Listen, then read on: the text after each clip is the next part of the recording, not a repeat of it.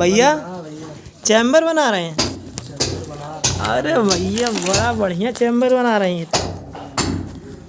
मतलब line wine हम लोग डाल दिया तो आप चैम्बर बना डाले हो हैं। ये हमारे मिस्त्री साहब हैं, चैम्बर बना रहे हैं 18x18 का। देखिए एकदम चौकोर है।